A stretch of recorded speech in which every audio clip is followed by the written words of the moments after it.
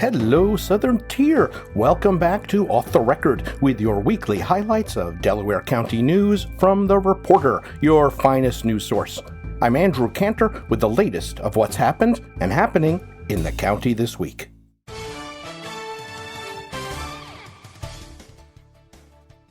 This edition of Off the Record is brought to you by Decker Advertising. If you've got a school or a business or a team you want to promote, a Facebook post ain't going to do it. You want to get the word out with banners and t-shirts and lawn signs, car magnets, or more. The more often people see your message, the better they'll remember it. So give a call to Decker Advertising. You'll be surprised how little it can cost to create custom signs, clothing, and all sorts of other products. Get a free estimate and maybe some great ideas too. Call them at 607-746-2178 or visit dckr.com. And now here's the latest Delaware County news. The county supervisors are on a spending spree. We'll start with defending themselves against a lawsuit. So in case you didn't know, the Reporter is suing the county because county officials told the newspaper's owners that they would stop putting public notices in the Reporter because they didn't like the paper's coverage of county affairs. Thing is, that's not legal, and if you're gonna do something illegal, remember this, folks, don't put it in writing, but that's exactly what the county did. So those county officials, they claimed that their decision was to save a few $1,000 by putting their notices in the tiny Hancock Herald. The bottom line is that county officials have to defend against a lawsuit now, and they voted last week to spend up to $75,000 on the case if the county's insurance won't cover some of the expenses. But now it gets better, or worse. The officials they voted to spend an unlimited amount of taxpayer dollars as part of the defense. Remember, these officials claimed that their decision was about saving a few $1,000s, and now they're looking at spending a lot more than that because they put the real reason in writing. That is fiscal responsibility at its finest. But wait, there's more. County supervisors have just given Public Defender Joe Ermetti a 4.5% raise, so he's now making about $196,000 a year. But he had received another 4.5% raise less than a year ago. In fact, in the last 5 years, Ermetti's salary has been raised almost 79%. But he still makes less than District Attorney Sean Smith, who got a $20,000 raise last year. And Smith is now earning more than $221,000 a year. And then you take County Attorney Amy Merklin, she's pulling in $171,000 after a $10,000 raise last year. If you do the math, Delaware County is spending more than $500,000 a year on 3 lawyers. Oh, in case you're wondering, the average salary of a Delaware County resident, about $80,000 a year.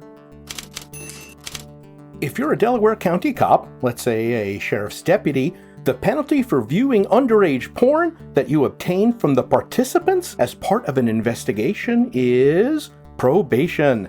32-year-old former deputy Tyler McAteer was supposed to be helping a couple of kids whose self-made porn was being spread around their school. But he made a copy of that porn, photos and videos, and admitted using it, quote, for his sexual gratification while off duty, unquote. So this was a cop who was supposed to be helping these kids, and instead he used, well, we won't call it child porn, but it's underage porn. He used it for himself. When he was caught, he eventually pled guilty, and he has a clean record. So despite the DA asking for a 1-year jail sentence, Judge Gary Arndt said that McAteer was a good police officer, aside from the whole using his position to obtain underage child porn, and gave him 2 years probation, plus some fines and fees. Sales at Green's Greenery, the only marijuana dispensary in Delaware County, have been doing gangbusters. Business manager Travis Andrews told the Sydney Town Council that sales have been growing faster than he had projected, with new customers coming in every day from all around the area, and actually beyond the area. And only about a quarter of his customers are medical patients, he said. The rest is all about recreational use. Andrew said he's not planning to open another dispensary, but he's hoping to expand into cultivation rather than buying from one of the 4 growers in the county. But the best news is that Green's Greenery has already paid more than $35,000 in taxes just to the town, plus about a third of that to Delaware County, and that's after less than a year in business. Ka-ching, baby. This episode is also brought to you by Klinger Power Sports. Whether you're looking for an ATV, a UTV, snowmobile, a trailer, or some kind of an accessory, check out Klinger Power Sports in Walton or visit them at klingerpowersports.com, and that's Klinger with a K. Walton lost power in the November snowstorm, and the town's response was a bit of a mess, with a whole lot of miscommunication, and it ended up not having any warming shelters available for residents. So the town council formed a commission to come up with a better plan. Well, to actually come up with a plan, period. Thanks to the Biden administration's American Rescue Plan Act, the town got an emergency generator, which it installed at the First Baptist Church. And the idea was the church would become a shelter in the event of another storm, and it got a free generator for its troubles. But that's about it. The church doesn't have a plan. The town doesn't have a plan, but it does have a commission. And no one is in charge of making sure the church's plan, if it ever gets one, jibes with the town's, if it ever gets one. So all this has got town council members in Walton pretty upset because the next big storm could be coming really soon, and you can't really use a commission to keep warm. There's plenty more news in the county this week.